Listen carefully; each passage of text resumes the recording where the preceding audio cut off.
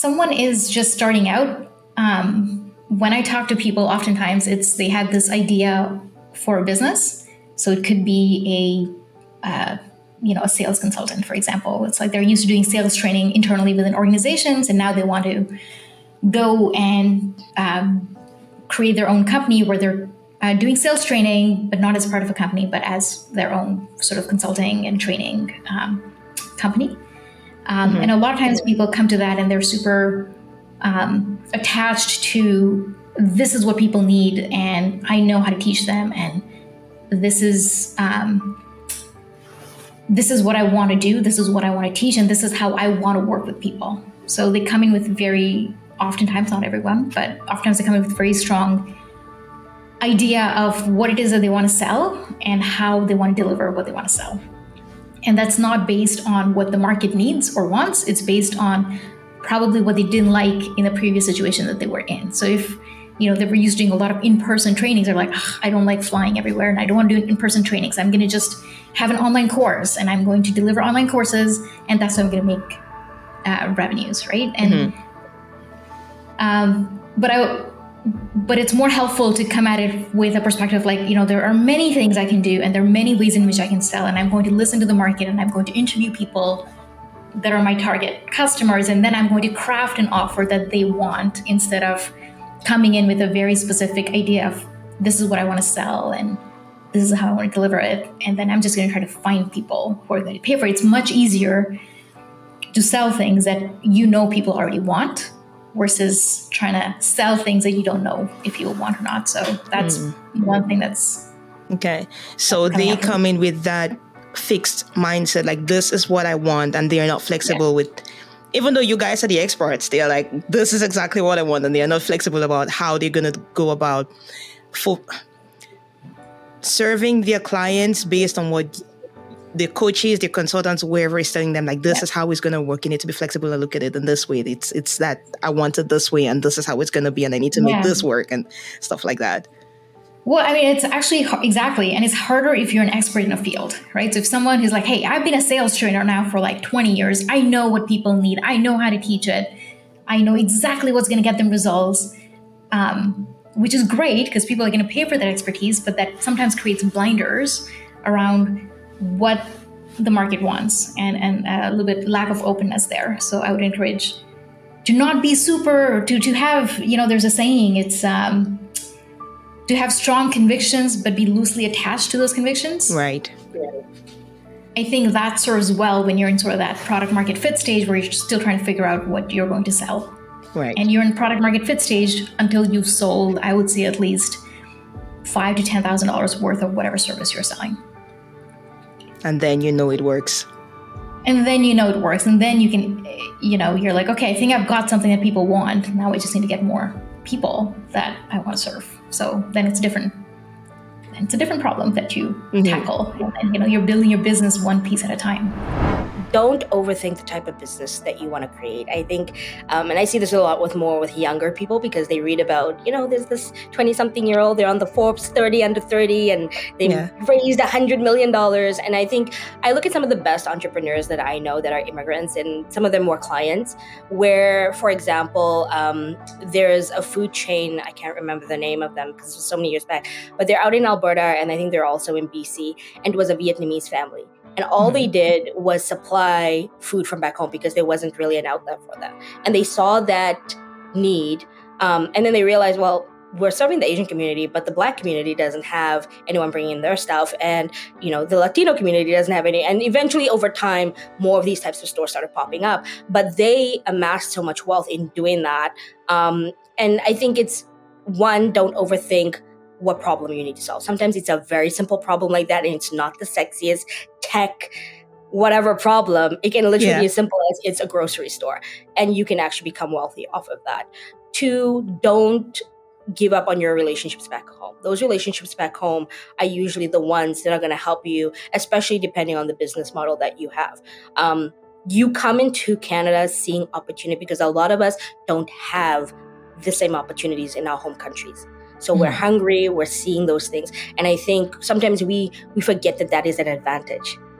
And so I think it's just making sure that you have that mindset to always be curious, to always seek opportunity. And like I said, again, it doesn't have to be the sexiest business. What is that solution or service you can provide that's eventually going to make bank for yourself? Usually the client journey, there's 2 calls. There's a, I think I can still do it myself call, right? So they're curious about working with me. They'll come on the call and they're like, I've made a couple $1,000 here and there. I'm pretty sure I could do it myself. Cool. They have their process and I'm like, God go with you. You figure it out on your own. I'm here. Like you said, I have that Instagram presence. So I try to give as many free resources and value as possible. Yeah. We do a lot of free trainings for people who aren't ready to commit. And then on the flip side, we have the second call where they're done. They're on the brink of really going through a really hard time, of binging content that hasn't worked for them. They've tried all the strategies, they've burnt out. And unfortunately, I really catch people at the end when they're like, okay, I don't know what else to do. I did all the free advice. I tried to do it myself. I tried to save money and I'm ready to just solve this problem, even if it means I have to make this investment that feels uncomfortable. Mm-hmm. So that's usually the client journey I see. The curiosity. So they're kind of stepping into the pool of learning about sales and leads for the financial industry. And on the other side, it's like, all right, I can't take anymore. I really need help. I just throw me a lifeline. And that's exactly what we help a lot of entrepreneurs do, like get them out of the struggle of day-to-day sales to help them create a process. I always noticed that. So I used to be in the lower end of mid-market. So in the bank, the divisions are divided by the amount of lending a client requires. Okay. So if you're typically lending about 250 to 500,000, give or take, you'll typically be in the small business area. So that's usually the people you deal with in the branch. If you're lending more than that, you typically should be sitting in the commercial banking sector. Now commercial banking is usually split between 2, depending on the bank. That could look different ways, but I was at CIBC, so it was anybody under $5 million in lending and everybody above $5 million in lending. Okay. So that sweet spot of between say $500,000 to $5 million in lending, those businesses are going to generate, it depends, it differs from time to time how much revenue they're making. But usually they're the businesses that are coming out of that small business range and they're kind of almost there at that, the big leagues. Mm-hmm. But usually what happens is it might be a family business. And I'm not going to fire grandma because grandma's been our accountant for the last 15 years. We love grandma, but you need the CFO that has a CPA that worked at like Deloitte or PwC or KPMG. The person that can talk to investors and use the person who can talk to the bank and make the right argument for you. And so a lot of people don't want to fire or demote or readjust the role, the org structure, because it's a family business or it's their homie or it's their wife. And those are hard conversations, but it's like you want to play in the big leagues, you gotta put on your big boy pants, right? Like you gotta make big boy decisions, and that means you gotta tell grandma it's time for retirement now. I was working in big companies, and big companies have already figured out a lot of things, right? They have a product that they're selling, they have processes in place, they have structures in place, they have like repeatable ways of doing things. Mm-hmm. And so you expect or you want that in your entrepreneurial company from day one, because that's what you think you should have, right? It's kind of like seeing the finished, someone else's finished product and comparing it to your starting point. Okay, yeah. And so your starting point, if that's the expectation you're going in with, it's like, I need to have like a fancy website because, I see company X, Y, and Z has a fancy website. So I must need a fancy website in order to sell my products. Otherwise, I'm not feeling confident in my conversations or in my outreach, and people are not going to take me seriously. And all these beliefs, they keep holding you back. It's like, no, you do not need a fancy website. Mm-hmm. Just, work on your LinkedIn profile, make sure you look and come across very credible.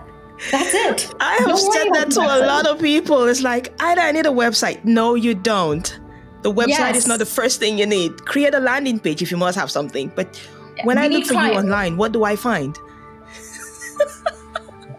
Yeah, you need clients. That's it. Yeah. You know, and don't listen to people who, because there are a lot of marketers who are invested in selling you what they're selling, right?